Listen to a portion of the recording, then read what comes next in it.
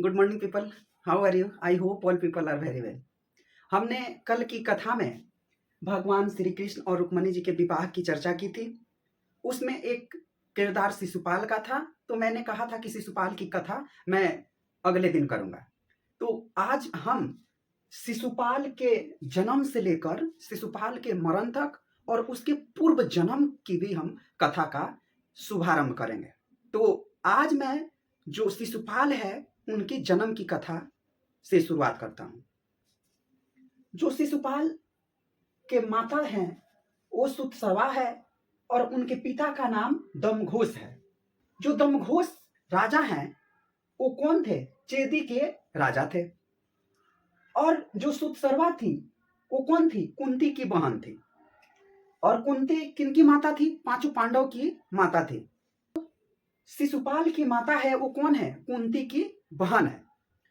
तो कथा की शुरुआत यह होती है कि जब सुतसवा जब गर्भवती होती हैं तो उन्हें एक पुत्र की प्राप्ति होती है और उस पुत्र का नाम क्या रखा जाता है? शिशुपाल। जब शिशुपाल का जन्म हुआ तब उसके 4 हाथ थे, एक और 3 नेत्र थे। एक सर पे, जैसे भगवान शिव के पास नेत्र है वैसे ही उसके पास भी एक नेत्र था। और सभी लोग डरने लगे और दमघोष और सुतसवा जो थी, या सुतसुभा भी उनको कहते हैं या सुतसवा भी कहते हैं, तो इन लोगों ने निर्णय किया कि इस बच्चे को हम क्या करते हैं? फेंक देते हैं। क्योंकि राजाओं का ये होता है कि अगर कोई गलत काम राजा करता है, इसी से उसके पुत्र पुत्री ऐसे प्राप्त होते हैं। तो उस समय जो चेदी का राज्य था उसमें यह पूरे चेदी में ये पसर ना जाए, ये बात फैल ना जाए कि जो चेदी के राजा दमघोष है उन्होंने कुछ ऐसा गलत काम किया जिसके कारण उनके घर एक राक्षस जैसा बेटा प्राप्त हुआ है। जब ये निर्णय कर रहे थे कि उस पुत्र को फेंक दिया जाए, तभी आकाशवाणी होती है। आकाशवाणी में ये कहा जाता है कि हे दमघोष और हे सुतसवा, इस पुत्र का त्याग तुम लोग मत करो। ये पुत्र का जो अलग जो 4 हाथ और 3 नेत्र हैं वो समय के साथ ये अपने आप ही स्वतः ही समाप्त हो जाएगा। परंतु स्वतः समाप्त जब होगा तभी स्वतः समाप्त हो जाएगा। इस पर उन्होंने कहा कि तो इसका मृत्यु का कारण क्या होगा अगर स्वतः समाप्त हो गया तो? क्योंकि ऐसे लोग बच्चे को देखकर तो सभी लोग डर जाएंगे। तब दमघोष और सुतसवा को आकाशवाणी ने कहा कि ये बालक जिस व्यक्ति के गोद में बैठेगा, जिस व्यक्ति के गोद में जाएगा और उसके 2 एक्स्ट्रा हाथ और 1 नयन स्वतः ही गिर जाएगा, धरती पर गिर जाएगा, वही इस व्यक्ति का काल बनेगा, वही इसको मारने वाला होगा। दमघोष और सुतसवा एक बहुत ही विराट आयोजन किए जिसमें समस्त लोगों के राजा महाराजा देव दानव सब आने लगे। सब लोग आए तो ये न्योता कृष्ण जी के यहाँ भी गई। तो सारे राजाओं के गोद में वो बालक खेलने के लिए जाता है, ऐसे ही जैसे हमारे यहाँ कभी सतैसा बोलते हैं या खेड़ी बोलते हैं, तो उस तरह का आयोजन मुझे लगता है हुआ होगा जिसमें सभी लोग आते हैं। वैसे ही वो उनके यहाँ राजाएं सब आने लगे, सबके गोद में जाने लगे, सबके गोद में जाने, किसी के गोद में नहीं गिरे। बहुत चिंतित हुए दम्भघोष और सुतसवा, उनकी माता। जैसे हमारे यहाँ रिवाज है कि अगर किसी पुत्री के बच्चे होते हैं तो मायके वाले ससुराल वाले के यहाँ जाते हैं, उसी तरह भगवान श्री कृष्ण जो थे वो भी सुतसवा के यहाँ गए। अब सुतसवा के यहाँ जाने का मकसद क्या था कि जो सुतसवा थी वो भगवान श्री कृष्ण की बुआ थी, फुआ थी। तो इस तरह से मायके में भतीजा अपने भाई को देखने जा रहा है, ये कहानी है। जब कृष्ण जी भी लालायित हुए, कैसा बालक है मैं भी देखूं। जैसे ही शिशुपाल को उनकी बुआ भगवान श्री कृष्ण के गोद में रखी, वैसे ही वो जो 2 एक्स्ट्रा हाथ था वो गिर गया और नयन भी वहां से गायब हो गया। इस बात को देखकर जो उनकी सुतसवा बुआ थी वो बहुत रोने लगी और बहुत आश्चर्यचकित हुई और एक तरह से खुशी भी हुई कि चलो जो एक्स्ट्रा चीजें थी वो तो कम से कम खत्म हो गया, परंतु फिर भी उन्होंने एक पुत्र का, ये हो गया कि पुत्र का तो दुश्मन मेरा भतीजा ही है, भाई का बेटा ही है। तो इस तरह से जो सुतसवा थी वो बुआ उनकी कृष्ण जी से कहे कि हे कृष्ण, तुम्हारे भाई का मृत्यु जो शिशुपाल है उसका मृत्यु तुम्हारे हाथों होने वाला है। पुत्र तुम मुझे वचन दो कि तुम मेरे पुत्र को नहीं मारोगे। भगवान श्री कृष्ण ने कहा कि अगर ऐसा आकाशवाणी ने कहा है तो मृत्यु तो निश्चय है। जो भी इस धरती पर आया है, जो व्यक्ति भी इस पृथ्वी पर जन्म लिया है, उसे एक ना एक दिन यहां से जाना ही है। तो ये विधि का विधान है, ये तो टल नहीं सकता।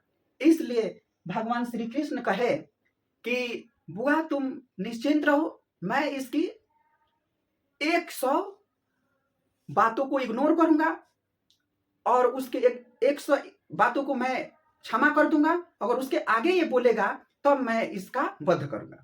यहाँ पे एक कंफ्यूजन है, जैसे कि मैंने जया किशोरी जी को सुना है, तो जया किशोरी जी यहाँ पे कहती हैं कि 110 गलती थी और 107 गलती ने 108 गलती थी। जया किशोरी जी के हिसाब से 108 गलती थी। तो उन्होंने कहा कि 107 तक वो माफ करेंगे, परंतु जो 108वां होगा उस समय उसकी वध कर देंगे। और मैं जानता हूं कि 101 ही है, तो मैं जया किशोरी जी के लिए तो मैं कुछ नहीं बोलूंगा, वो तो मेरे लिए सम्मानित है, मेरी गुरु हैं, तो इसलिए मैं उन्हें कुछ नहीं कह सकता। मैं एक बार और इस पर अच्छे से पढ़ने की कोशिश करूंगा। तो जब रामानंद सागर के अनुसार हमने यही देखा है कि 101वें गलती पे उनका वध करते हैं। वध की कहानी मैं थोड़ी देर बाद आता हूं। तो जैसे कि जो शिशुपाल हैं उनका वध की कहानी कुछ इस तरह से शुरू होता है कि राजा युधिष्ठिर का जो राज्याभिषेक होने वाला था, उस समय सारे देश के समस्त वीर राजाओं को, बाहुबलियों को बुलाया गया।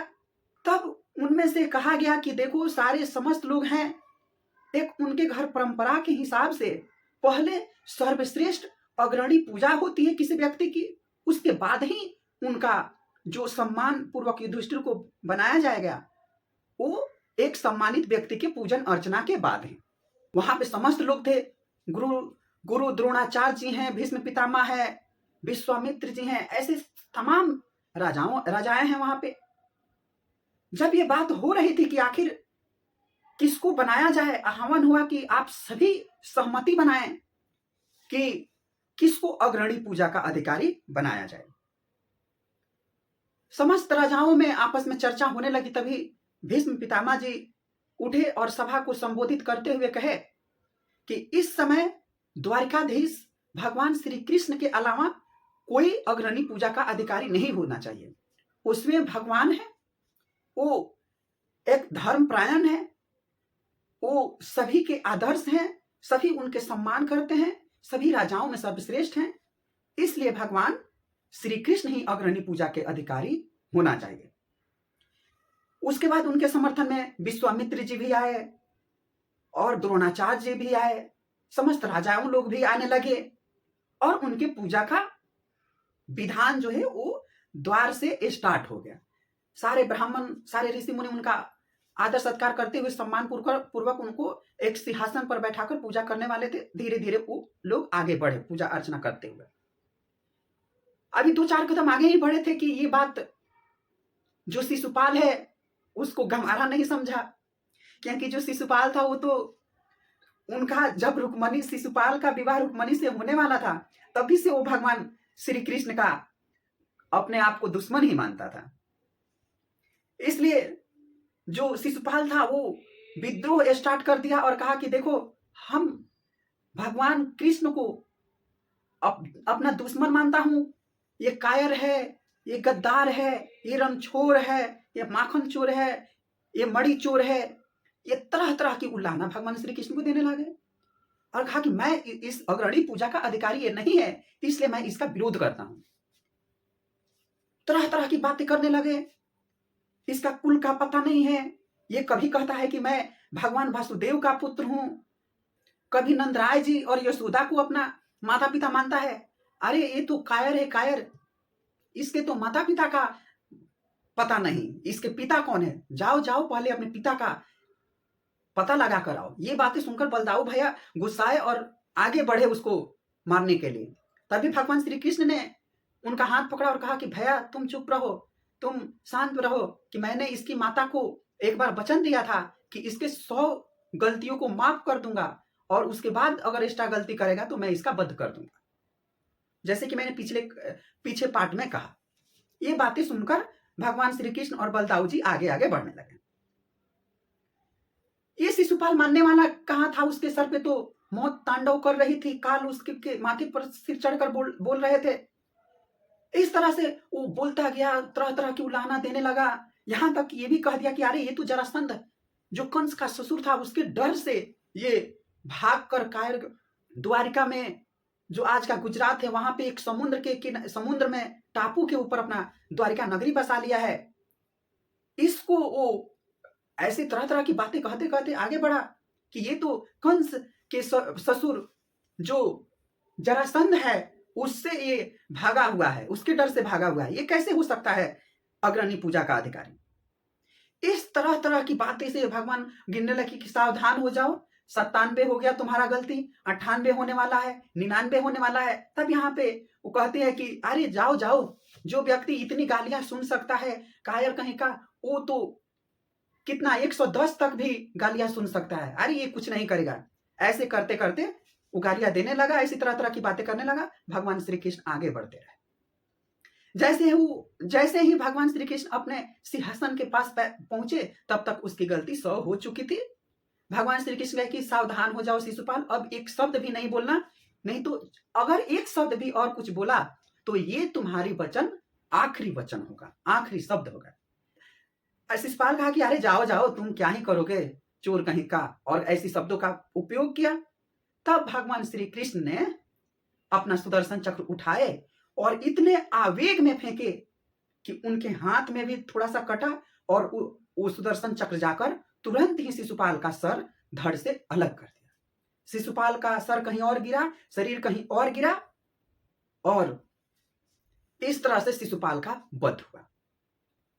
जैसे ही वो भगवान श्री कृष्ण ने चक्र चलाए थे, पीछे ही द्रौपदी जी बैठी थी, और जो वो चक्र चलाए थे उससे उनका हाथ थोड़ा कट गया, और उसी समय द्रौपदी जी ने अपने साड़ी के पल्लू में से फाड़ा और भगवान श्री कृष्ण के उंगलियों में बांध दिया।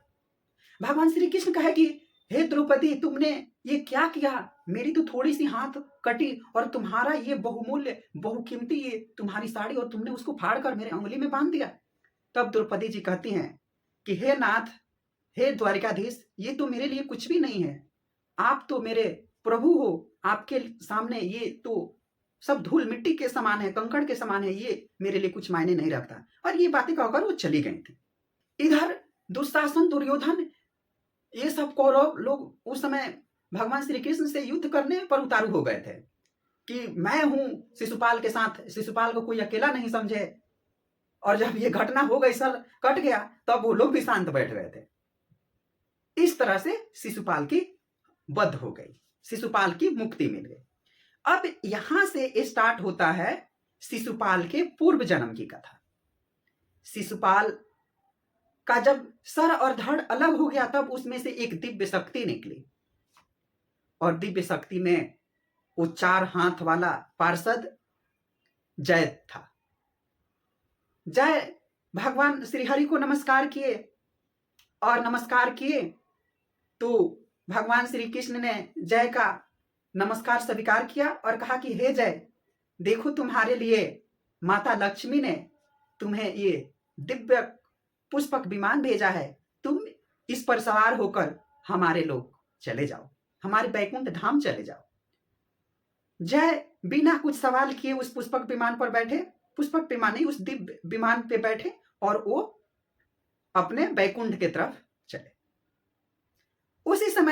उसी समय नारद जी प्रकट हुए, और नारद जी को जय पार्षद नमस्कार किए, और आगे वार्तालाप बढ़ी। जय पार्षद का नमस्कार सुनकर नारद जी उनको आशीर्वाद दिए और उनसे वार्तालाप करने लगे कि हे जय, तुम्हारी ये मृत्यु भी पूर्ण हुई, ये तुम्हारी आखिरी मृत्यु थी। जय को कुछ स्मृति नहीं थी, सब कुछ जय भूल चुका था। जय बोला कि हे नारद जी, आप ये क्या कह रहे हैं कि मुझे तो कुछ ज्ञात ही नहीं है। तब नारद जी ने कहा कि कुछ ज्ञात नहीं, ये तुम सब तीनों जन्म की कथाएं, तुम्हारी घटनाएं भूल गए। बोला कि हे नारद जी, कि मुझे तो आप कुछ मत पूछिए, मुझे ऐसा लगा कि मैं सोया हूं बहुत दिनों से, और सोने के बाद उठा तो भगवान श्री कृष्ण ने कहे कि हे जय, तुम्हारे लिए माता लक्ष्मी ने वैकुंठ से एक बहुत ही दिव्य विमान भेजी है, तुम उस पर बैठकर चले जाओ। मुझे तो इतना ही ज्ञात है, तो तुमने कुछ पूछा नहीं। तो जय कह रहा है कि हमारी इतनी सामर्थ्य क्या है कि मैं अपने प्रभु के सामने वार्तालाप करूं और उनसे वाद विवाद करूं, इसलिए मैंने प्रभु को नमस्कार करके चल दिया। तब नारद जी कहे कि ठीक है, चलो यहां से वहां तक की दूरी बहुत दूर है, चलो तुम्हारी ही कथा तुमको सुनाकर हम क्या करते हैं, तुम्हारी राह को आसान कर देते हैं। वहां से स्टार्ट होती है भगवान नारद और जय के बीच कथा। भगवान नारद जी कहते हैं कि हे जय, तुम जय और विजय और सुनंदन तीन जो बैकुंठ धाम है उसके 7वें द्वार के तुम लोग पार्षद थे। भगवान विष्णु के पास जाने के लिए 7 द्वार थे, जिसमें से 7वें द्वार पे तुम लोग थे। तुम लोग मतलब जय और विजय और सुनंदन, तुम लोग 3 पार्षद थे। बहुत वर्षों तक, कई वर्षों तक तुम लोग भगवान विष्णु के पार्षद रहे, और तुम दोनों के मन में एक तरह से एक घमंड उठने लगा कि हमारे आज्ञा के बिना भगवान विष्णु से कोई मिल नहीं सकता। ये तुम्हारे मन में घमंड आ गया। देखो, भगवान श्री हरि तो भक्त वत्सल हैं, और भक्त के मन में कोई ऐसे विचार उठे, उसके मन में अहंकार उठे, भगवान उस अहंकार को तुरंत ही चकनाचूर कर देते हैं। हम भी श्री हरि के भक्त हैं, और हमें भी कभी कभी किसी किसी बात को लेकर बहुत घमंड होता है, और बहुत ही अहंकार, और थोड़ा बहुत ज्यादा अपने आप को बड़ा समझने लगता हूं। तभी भगवान श्री हरि मेरे साथ भी यही काम करते हैं, और मैं फिर जिस रूप में रहता हूं उसी रूप में मैं फिर पुनः आ जाता हूं। तो इसी तरह भगवान श्री हरि ने, विष्णु जी ने उन पार्षदों की मन की भावना को समझे और कहे कि ठीक है, तुम्हारी ये जो घमंड है उसको तोड़ते हैं, चकनाचूर करते हैं। और देखिए भाग्य कैसा कि उसी समय जो ब्रह्मा जी के 4 पुत्र थे, सनद, सनंदन आदि जो चारों पुत्र थे, वो भी नारद भगवान के जैसा कहीं भी आ जा सकते थे।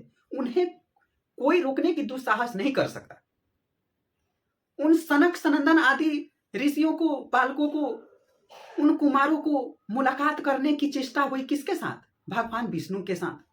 वो लोग स्वतः ही भगवान विष्णु की नगरी में आने की चेष्टा करें।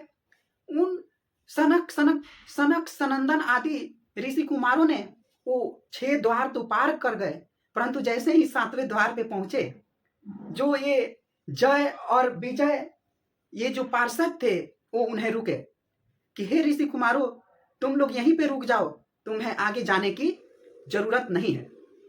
ऋषि बालकों ने, ब्रह्म बालकों ने, सनक सनंदन कुमारों ने कहा कि ये तुम्हारी हिम्मत कि तुम हमें रोक सकते? हम तीनों लोकों में कहीं भी आ जा सकते हैं, हमें कोई रोक नहीं सकता। ऐसी इन दोनों की वार्तालाप होने लगी। तब जय ने कहा कि हे बालक कुमारों, कि ये हमारे प्रभु का अंतरंग स्थान है, ये हमारे प्रभु का अंतरंग स्थान है, अंतरंग द्वार है, और इस समय भगवान विष्णु माता लक्ष्मी के साथ अनंत वास में है कि मैं तो आपको नहीं जाने दूंगा। ऋषि कुमारों ने कहा कि मुझे तो कोई नहीं रोक सकता, हम लोग कहीं भी आ जा सकते हैं, तुम्हारी ये हिम्मत कैसे रोक सकते हो? जय और विजय ने कहा कि देखो, वो तुम्हारी जो भी है हम लोग नहीं जानते, हम अपने प्रभु के द्वारपाल हैं, और हम अपने द्वारपाल धर्म का पालन कर रहे हैं। सनक सनंदन आदि ऋषियों ने कहा कि उन बालक ऋषियों ने कहा कि ये तुम्हारी हिमाकत, हमें लगता है कि तुम अपने घमंड में हो और तुम बहुत अहंकार हो गया है तुम्हारे इतने दिनों से बैकुंठ में वास करते हुए, तुम इस बैकुंठ में वास करने के अधिकारी नहीं हो। देखिए, ये बालक कुमार बहुत शांत स्वभाव और बहुत ही तीनों लोगों में चर्चित थे, बहुत ही शांत स्वभाव के थे, इन्हें कभी क्रोध आ ही नहीं सकता।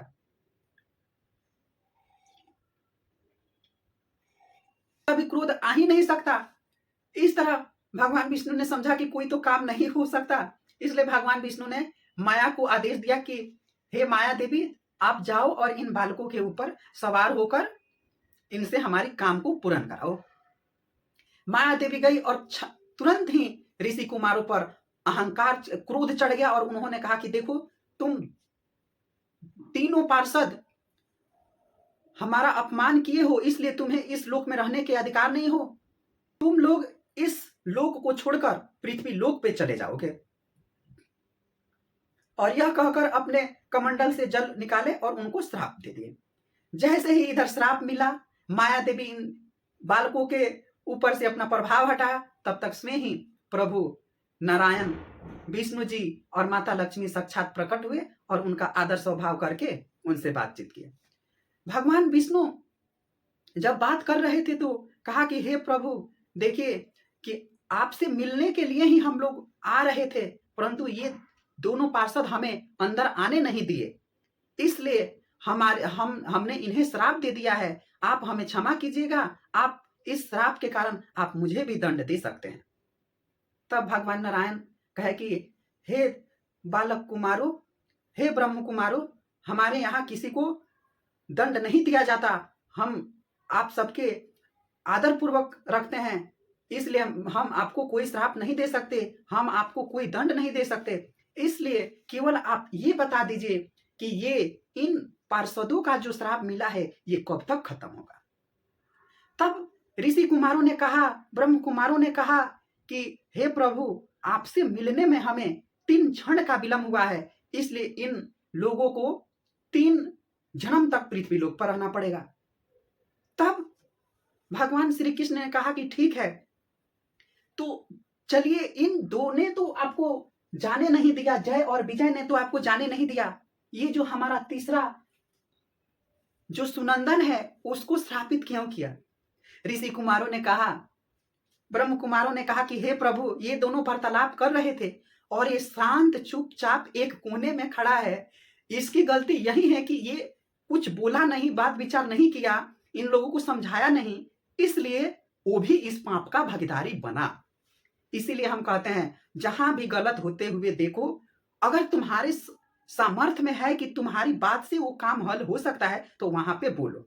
जहां पे बोलने की जरूरत है वहां पे बोलो, जहां पे नहीं जरूरत है, तुम्हारे सामर्थ्य में नहीं हो सकता, तो मत बोलो, और कोशिश तो कम से कम करो उस बात को बोलने के लिए। इसलिए इस सुनंदन को भी दंड मिला।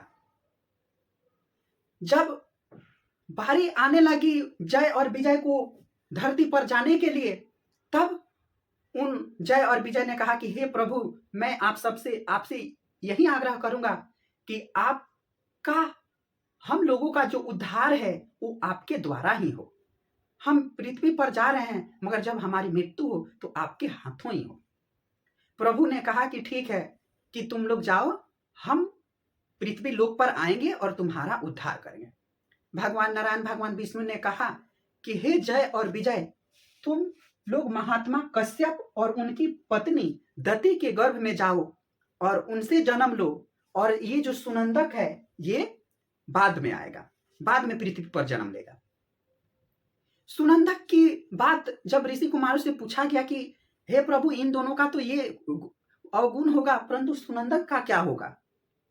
तब उन ब्रह्म कुमारों ने, उन सनक सनंदक आदि ऋषियों ने कहा कि ये केवल सुनता रहा, इसलिए इसकी गलती है, तो इसलिए हम इसको थोड़ा कम श्रापित करेंगे, क्योंकि ये आपका हर जन्म में एक भक्त ही होगा और आपके ही श्री चरणों में रहेगा, और ये आपकी कथा को, आपकी प्रशंसा हमेशा 3 जन्मों में करेगा। अब सुनंदक की जो कथा है वो मैं कभी और लेके आऊंगा। तो इस तरह से सुनंदन बाद में जन्म लिया। जब ये महात्मा कश्यप और उनकी पत्नी दति के गर्भ में गए तो उनका जन्म, इन जय और विजय का जन्म किसके रूप में हुआ? हिरणाक्ष और हिरण्यकश्यप के रूप में जन्म हुआ। उस समय हिरण्यकश्यप और हिरणाक्ष बहुत ही बलशाली और सत्ता के मद में बहुत ही प्रकोपित थे, बहुत ही अहंकारी और दुराचारी हो गए, बहुत ही उधम मचाने लगे। और जो हिरणाक्ष था वो सोचा कि भगवान विष्णु की जो पूजा अर्चना है इसको हम खत्म कराएं धरती से। हिरणाक्ष यही चाहता था कि उनकी पूजा को, उनकी भक्ति को खत्म कराए। इसलिए उन्होंने क्या किया, इस हिरणाक्ष ने क्या किया, जो पृथ्वी है, पृथ्वी को आकाश से चुराकर समुद्र में छुपा दिया। यहाँ पे मैं एक साइंस की ये बातें लाना चाहता हूँ। लोग कहते हैं ना कि हमारा धर्म ये है, हमारा धर्म गलत है। जो अंग्रेज आए वो भी कहे कि यहाँ का तो कोई धर्म का कुछ पता ही नहीं है, ये लोग कुछ भी आलतू फालतू चीजें बोलते रहते हैं, कोई साइंटिफिक नहीं है। और बताओ, हमारे उस समय में ये बातें पता है कि जो पृथ्वी है वो आकाश में लटक रही है, और ये अंग्रेज ब्रिटिश लोग, ये बाहरी के लोग कहते हैं कि हमें कुछ ज्ञात ही नहीं था। तो हमारा साइंस इतना पुराना है कि हम ये जानते थे कि उस समय हमारा जो पृथ्वी है वो आकाश में है, और हिरणाक्ष ने उसको चुराकर समुद्र में छुपाया।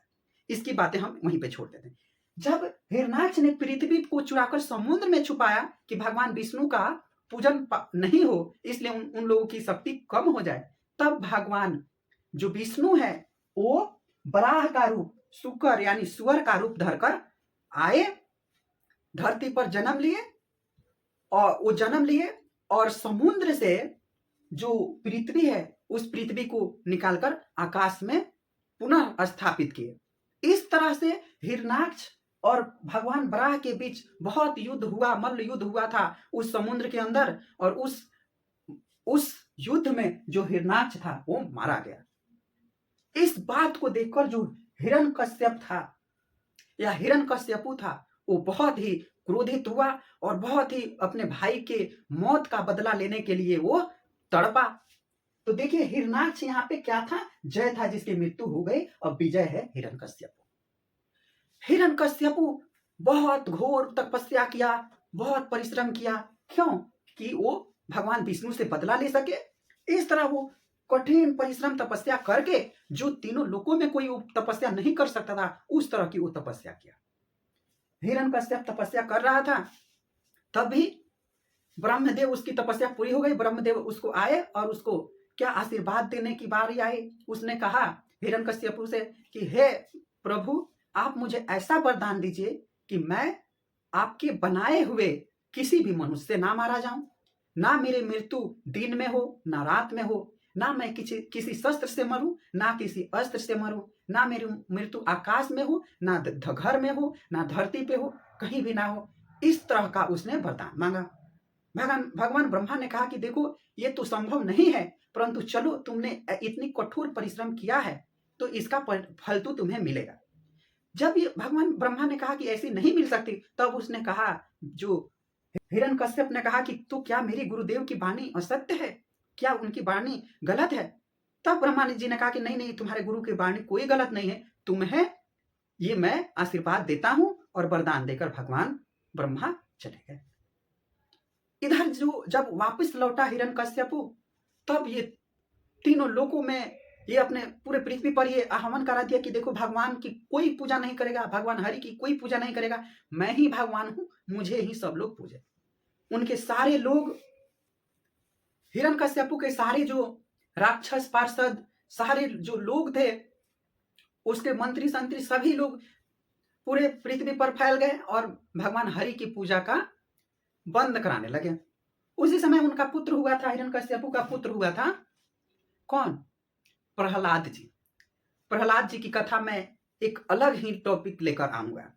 अभी हम इतना ही जान लेते हैं कि प्रहलाद जी उनके बेटे थे, और उनका बेटा प्रहलाद भगवान श्री हरि को छोड़कर अपने पिता को भगवान मानने को तैयार नहीं था, और वो हमेशा हरि की ही पूजा करता था।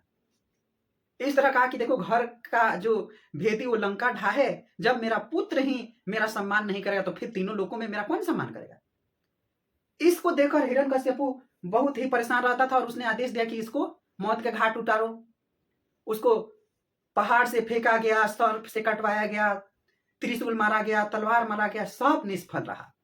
यहाँ तक कि उसकी बहन को वरदान था, हिरण्यकश्यप के बहन को वरदान था कि वो अग्नि से नहीं जल सकती थी, इसलिए जो प्रहलाद जी को गोद में लेकर वो अग्नि में बैठी, तभी से और वो प्रहलाद जी बच गए, और जो उसकी बहन होलिका थी वो जल गई। तभी से हमारे हिंदू धर्म में होली का त्योहार मनाया जाता है। इस तरह से वो हार गया। जब प्रहलाद जी नहीं मरे तब हिरण्यकश्यप ने स्वयं ही मारने उसको चले प्रहलाद जी को। प्रहलाद जी को कहे कि देख, तुम्हारा भगवान कहीं नहीं है, मैं ही भगवान हूं। तब प्रहलाद जी कहे कि देखो, प्रभु कण कण में वास करते हैं, समस्त जगह में भगवान है, मुझ में भी है, तुम में भी है भगवान। प्रहलाद जी की ये बातें सुनकर हिरण्यकश्यप पहले से क्रोधित था, और क्रोधित हो गया। कहा कि लो, तुम्हारा भगवान इस पिलर के खंभे में है ना, लो मैं इस पिलर के खंभों को तोड़ रहा हूं, इस खंभे को तोड़ रहा हूं, अगर भगवान है तो अपने आप को बचा ले।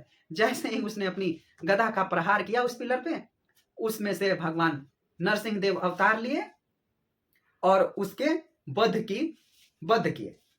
उस समय उसके जो वध का समय था वो संध्या बेला में हुआ।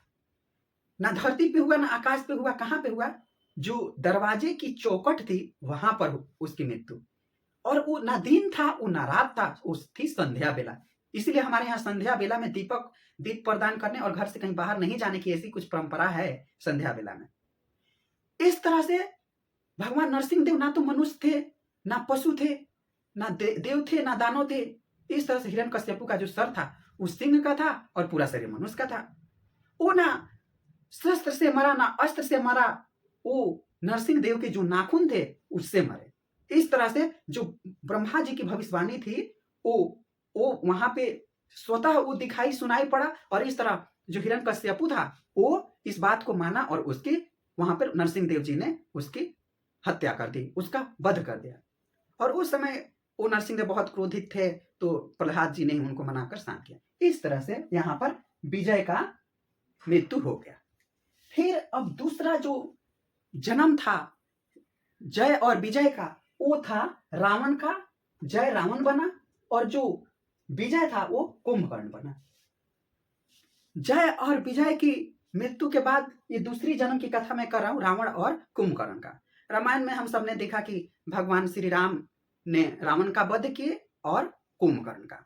इस तरह से वहां पे रावण का और कुंभकर्ण का वध हुआ। जय विजय का वो दूसरी जन्म समाप्त हुए वहां पे। फिर तीसरा जन्म जो जय और विजय का था वो भगवान श्री कृष्ण की बड़ी बुआ का पुत्र बना। कौन बना? शिशुपाल। जो जय था और जो विजय था वो दंत वक्र था। वो कौन था? उनकी बड़ी बुआ का पुत्र था। इस तरह ये दोनों जो शिशुपाल और दंत वक्र थे, ये दोनों कौन बने थे? भगवान श्री कृष्ण के बुआ के पुत्र ही हैं, जिसमें से ये दंत वक्र उनकी बड़ी बुआ का पुत्र था, और जो शिशुपाल थे वो सुतसवा के पुत्र थे। इस तरह से शिशुपाल का जब ये हमने कहानी कह दी है पीछे, तो आप सब समझ गए होंगे। तो इस तरह से शिशुपाल का वध हो गया। फिर नारद जी से शिशुपाल पूछता है, उस समय तो वो जय बन गए थे। फिर जय पूछते हैं कि हे प्रभु, हे नारद जी, आप ये बताइए कि मेरी तो मृत्यु शिशुपाल के रूप में हो गई, फिर आप ये बताइए कि जो हमारा दूसरा साथी पार्षद जो विजय है उसकी मृत्यु कब होगी, वो कहाँ है? तब नारद जी ने कहे कि वो भगवान श्री कृष्ण के बड़ी बुआ का पुत्र दंतवक्र है, उसका भी मृत्यु होगा। तब उन्होंने कहा कि आखिर कब होगा उसकी मृत्यु? तब नारद जी ने कहे कि जब भगवान श्री कृष्ण पांडवों का जो राजसूय यज्ञ समाप्त हो जाएगा, राजसूय यज्ञ समाप्त हो जाने के बाद जब भगवान श्री कृष्ण द्वारिका नगरी में जाएंगे, अपनी द्वारिका वापस चले जाएंगे, सब मामला शांत हो जाएगा, तब जो दंतवक्र है वो क्या करेगा? द्वारिका नगरी पर चढ़ाई करेगा, द्वारिका नगरी को जीतने के लिए, क्योंकि तब तक वो दंतवक्र बहुत बड़ा सम्राट हो गया होगा। उस समय भगवान श्री कृष्ण के हाथ से भी दंतवक्र का उद्धार होगा, फिर वह स्वतः ही तुम्हारे जैसे कहां वैकुंठ धाम को वापस चलाएगा। इस तरह से दंतवक्र और शिशुपाल के जन्म की कहानी, शिशुपाल के जन्म की कहानी यहाँ पर समाप्त होती है। और आज की कथा को हम यहीं पे विराम देते हैं। आगे हम फिर कोई और कथा लेकर आएंगे। इसी के साथ आज की हमारी कथा यहीं पे समाप्त होती है। जय श्री कृष्ण सभी भक्तों को।